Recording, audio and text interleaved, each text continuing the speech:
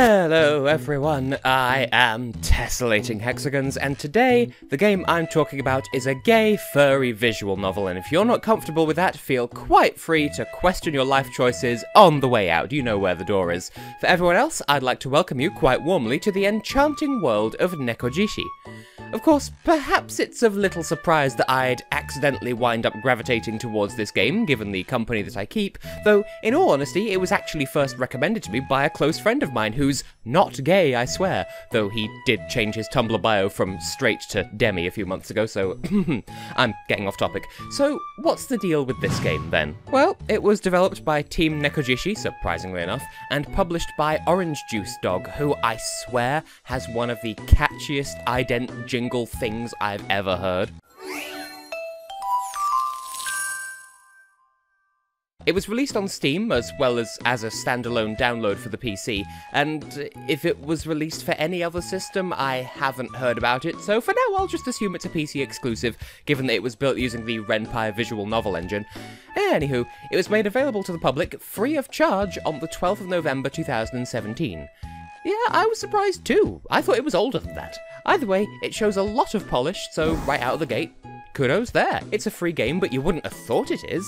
Oh, and before I begin, I'm going to do my best not to spoil any major plot elements, but I do intend to bring up particular story beats as they become relevant. There are some huge plot developments down some of the major ending routes, since the game does have multiple endings, being as it is a visual novel, so yeah. I'm going to mention plot details, but I'm not going to talk about any of the endings or any of the massive things that happen as part of those endings, and that's not a euphemism. Major stuff does go down if you make the right choices, but I'm getting ahead of myself. Right, let's get down to business. Before the game even begins, right out of the gate, you're given 3 language options: English, and Simplified and Traditional Chinese. With no context, those might seem like some strange options, but the game was developed by a Taiwanese team, and cultural identity plays a very strong role in the story, which is set predominantly in Taipei. The story follows a young man by the name of Lin Qianlao, a university student and amateur dancer, who comes home from a dance performance one day to discover a large anthropomorphic tiger in his bedroom, who claims to be the spirit of his family's guardian tiger. Shortly thereafter, a clouded leopard spirit from Wutai rocks up, and then it also emerges that Yan Shuqi, Liao's senpai, has been possessed by the spirit of a leopard cat, and so also appears to Liao as a so-called beast man. A few other animal spirits appear later down the line, but those are the main 3. From that setup, and bearing in mind that it's a visual novel, you might be inclined to think of it as a dating sim, and indeed it is tagged as such on Steam, but I would urge you to stop right there. Calling it a dating sim sells the whole story horribly short because, well, dating them isn't the focus. In fact, it's the exact opposite of the focus.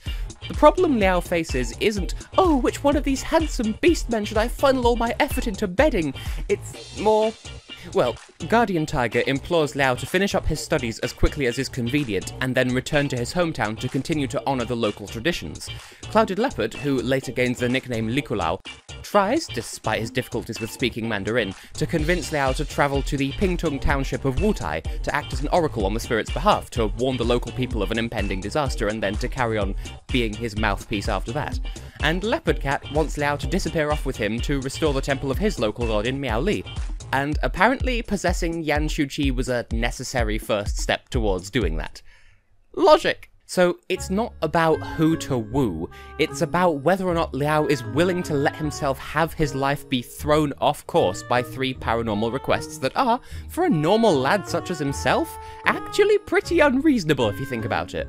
Though, if you happen to own the uncensored version, there are still some sex scenes in there, so, you know, be advised of that.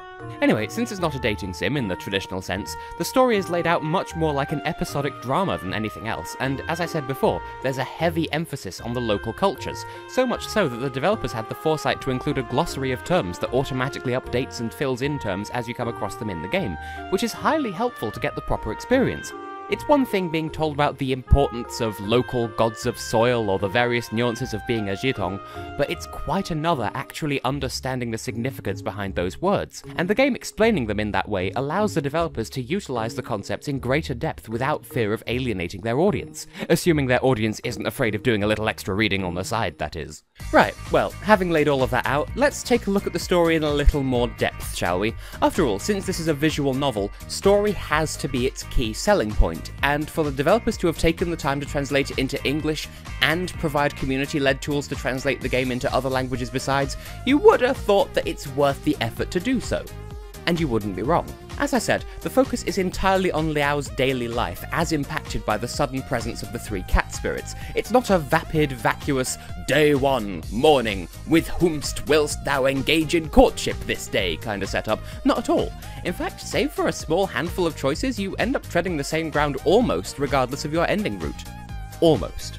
So, the story begins, and Liao is introduced to the three spirits, who do have names, but the game refers to them simply as Guardian Tiger, Clouded Leopard, and Leopard Cat, and for good reason, which you'll come to understand as you see the various endings. Luckily for all involved, this happens over the weekend, not so that Liao can immediately take one of them to the local nightclub and do the chimichanga or whatever you young people do these days, but so that, after an awkward night arranging who will sleep where, Liao can spend his day off coming to terms with what the three spirits want his life to be from now on, and how to handle each of them in turn. No, not like that. Before he returns to his regular classes the following Monday. From there, it's all business as normal, or as normal as one's life can be, with three cat spirits trying to adjust to the human world whilst also trying to persuade you to drop everything and go and help them and live your life the way they want you to. But still, we're given this opportunity to get to know Liao's normal life a bit more intimately, with his routine of university classes where he usually eats lunch and dinner, and attending the dance club where he practices for what he hopes will turn into a promising George Michaelides-esque career. After that, Liao is presented with the first and only real choice of who to take on a date, in very heavy air quotes because it's just one day spent with one of the spirits and that's it. In a normal dating sim, this would put you on track for their ending by way of gratuitous sex scenes and heavy implications that you're entirely devoted to them, but in this story, it only serves as an opportunity to get to know the characters a little better, and it's down to you to decide who should receive that honour. After that, things begin to diverge just a little. At one point, Liao receives a phone call from home, and he's presented with the option of whether or not to tell his father about his newfound abilities to see spirits, though his gut instinct tells him not to, since according to Guardian Tiger, nobody in his family has been able to see spirits for generations. Depending on some of your earlier choices, a similar conversation emerges later down the line, but with Liao's brother. And again, it's not meant to be an easy choice, but neither is it meant to be one that locks you into one spirit's ending over the others.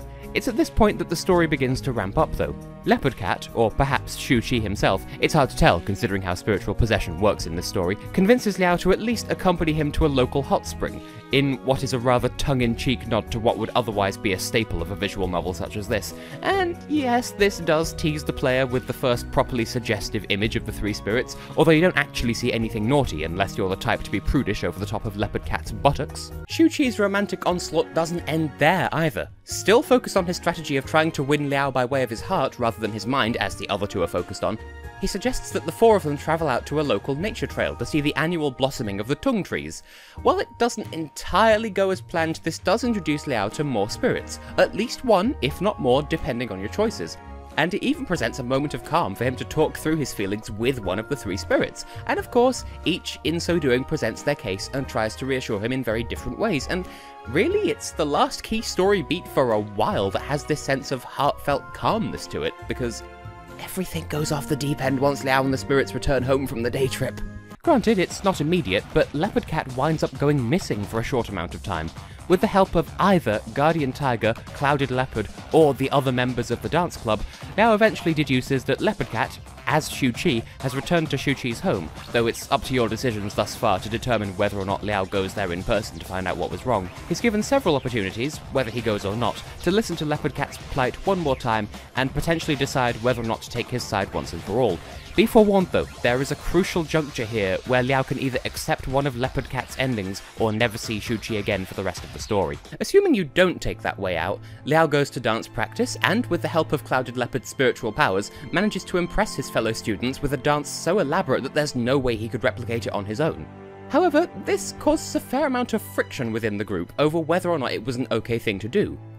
That would be adorable if it weren't such a serious incident, because after that, Leopard Cat vanishes from the story and things take a much more dramatic turn. I'm not going to spoil exactly what that involves, but regardless of which ending you're on track for, this is the beginning of the climax of the story. But, right, okay, I don't even know how long into this video, and all I've done is describe the story to you. Not much of a review, right? Well, I'd kind of disagree, because of course I would, that's just how I structure these videos. As with everything else with the game, understanding is key, and now that we have that groundwork to start from, I'm free to elaborate a bit more on some of its key strengths as a visual novel.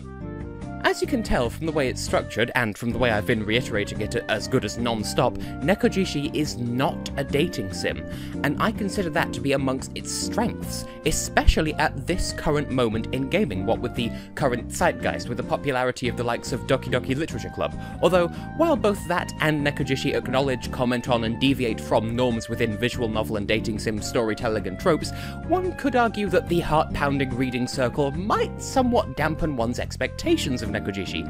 Not every 2017 visual novel has to be a psychological horror game. But that's an entirely separate rant I could save for another video. I won't, but I could. So this is to say, don't go into the story expecting it to completely redefine the genre, because that was never its intention to begin with. Don't expect jump scares, or lines that change if it detects that it's being recorded, or the game pretending to start over but with one of the characters deleted. It's just not that kind of story. And as long as you don't go in expecting that, in the same way that you shouldn't go in expecting it to be a basic dating sim, you'll have a fantastic time. As a piece of choose-your-own-path fiction, it really is well written. Granted, there are a few typos here and there, but I feel like that can be forgiven quite easily, considering that it was made by a predominantly Mandarin-speaking development team under no obligation to translate it in the first place, especially since Mandarin is the most spoken language in the world anyway. I just cannot overstate the importance of bearing in mind this game was never meant to be a piece of postmodern metafiction. It's just an emotional rollercoaster of a story which stays quite comfortably inside the fourth wall at all times. So, you know, don't judge a fish by its ability to climb a tree and all that. But enough talking about what the story isn't. At this point, I feel like I've been waffling a bit too much, so let me try and refocus here. From what I've told you about the story, you may or may not get the impression that it's very, very character-led. No matter how each of the spirits feels towards Liao or each other, most of the events I described end up happening, which makes the variable events that much more poignant, sure, but it also means that the subtle differences in those fixed events comes across much more prevalently because of their implications, and they're especially more noticeable because the game features a button you can click to skip through text that you've seen before on previous playthroughs, so when that stops abruptly in the middle of a scene that you think you've already seen, that really does hit home. To reiterate, Guardian Tiger's goal is to convince Liao to return to his hometown and take up the mantle of Jitong, or Young Spirit Medium. Clouded Leopard wants him to use his powers to act as an oracle for the aboriginal people of Wutai, and Leopard Cat wants to bring Liao to a temple in Miaoli to act as a priest to restore power to a local god. And he may also have an ulterior motive in the form of being the only spirit to actually overtly want a relationship with Liao, though whether that's Leopard Cat's own motives or Shuqi's dormant feelings influencing Leopard Cat's possession remains open for discussion. And you would have thought that it would be as simple as just favouring your big cat of choice at every possible juncture that would lead to their ending, but it really isn't that straightforward at all. Even factoring out that each one has multiple endings attached to them, do remember, Liao isn't entirely a blank canvas for the player to project themselves onto. He has his own motives and quandaries to consider, and as the protagonist, he has a fair say in how each choice pans out too. He's not willing to just throw his life away to any one of these spirits just because the player wants him to. I realise, in saying that I make it sound like it is one of those super meta kinds of games where Liao is playing the story against the actual player, and that it's a battle of wills between the player and the protagonist as to what actually happens, but no. It's not like that at all. It's just that he's so much less of a doormat than most visual novel protagonists, and I applaud that. It adds to the realism. And yes, I realise there is some irony in my saying that a game about 3 furry gods suddenly appearing to a university student and demanding that he dedicate his life to them is in any way realistic, but do you want me to break out that long-winded ramble on my philosophy of what qualifies as real enough again? Didn't think so. And so, the story boils down to not 3, but 4 opposing wills, tee-hee, pushing against one another, tee-hee, in a 4-way battle royale, tee-hee, mediated by only the player. Tee-hee? And that really does add to the game's charm. It gives me all the more reason to celebrate the way it executes itself. It's not furry fiction for its own sake, and it's not smut for its own sake. In fact, there are only 3 sex scenes in the whole game, 1 per spirit, and in context, they're actually much less romantic than their counterparts in normal visual novels would be. It's not just meaningless sex, and it's not just an ending. Each bout of bodily thrustings actually has a narrative purpose to it, which sounds weird, I'll grant you, but hear me out. As a perfect complement to the game's not-a-dating sim nature, each spirit has more than one ending each, so rather than there being the Guardian Tiger ending, the Clouded Leopard ending, and the Leopard Cat ending, featuring their respective sex scenes, there are actually multiple, and they vary in whether they qualify as a good or bad ending. It seems like an obvious system, but it's still something I can't help but praise. To further fuel what I was saying before about the narrative context of each of the explicit scenes, and to further separate the story from the traditional visual novel model, it's worth mentioning that the sex scenes are not, in fact, the end goal of any of the game's stories. In fact, for the most part, they only appear on the game's true ending routes.